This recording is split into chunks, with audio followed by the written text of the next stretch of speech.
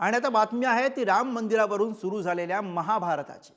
बाबरी मशिदीच्या घटनेवरनं ठाकरेंची शिवसेना आणि भाजपमध्ये दावे प्रतिदावे सुरू झालेले आहेत। काल ठाण्यामध्ये फडणवीसांनी बाबरी घटनेवरनं राऊतांना लक्ष्य करताना मंथरा असा उल्लेख केलेला होता आणि त्याला आता संजय राऊत यांनी उत्तर दिलेलं आहे। तर यावरती आता भाजपनं सुद्धा राऊतांना प्रत्युत्तर दिलं। मंथरेचं ऐकलं की काय होतं हे रामायणाने सांगितलं। उद्धव ठाकरेंसोबत एक मंथरा आहे।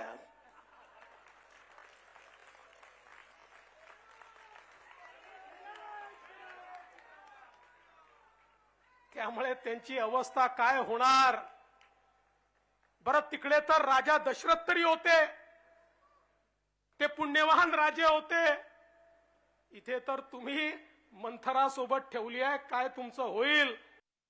अर्धवट उपमुख्यमंत्री केलेलं आहे ना, त्याच्यावर त्यांनी पाहावं। मी जे म्हणतो या महाराष्ट्रामध्ये एक फुल दोन डाऊटफुल यांचं सरकार सुरू आहे बरं का।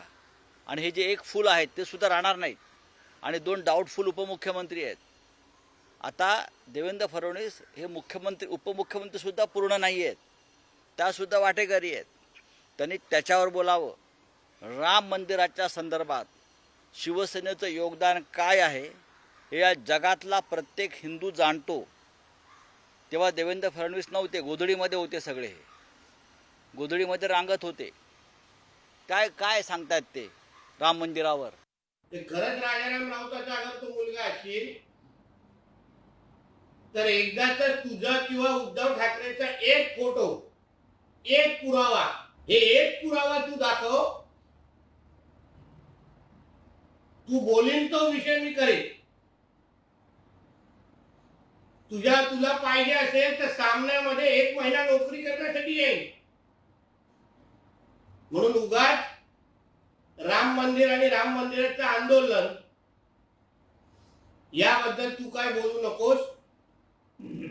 कारण का तेव्हा तू सामनातला एक पगारी नोकर होता जो आज पण आहे। अरे राम मंदिराचं आंदोलन जेव्हा सुरू होतं तेव्हा हा समाजवादी विचारांच्या गोधडीमध्ये हा संजय राजाराम राऊत उतरत होता। एकीकडे हे सगळे आरोप प्रत्यारोप आणि दुसरीकडे सध्या निर्माणाधीन असलेलं राम मंदिर हे मूळ जागेवर नसल्याचा दावा हा संजय राऊत यांनी केलाय। तर त्यावरती आता भाजपनं राऊतांना इशारा दिलेला आहे। बघूयात भाजपचा नारा काय होता त्यावेळेला, मंदिर वही बनाएंगे, जाकर देखिए मंदिर वहाँ बन गया है का नहीं बन गया है। जिस जगह पर मंदिर बनाने की बात चल रही थी वहाँ मंदिर नहीं बना है। वहाँ से 4 किलोमीटर दूर मंदिर बना है, वो तो कोई भी बना सकता था, लेकिन हम उसमें भेद नहीं करना चाहते। जहाँ हम मंदिर बनाने की बात कर रहे थे वहाँ मंदिर नहीं बना है। वो डिस्प्यूटेड प्लेस आज भी वैसी ही है।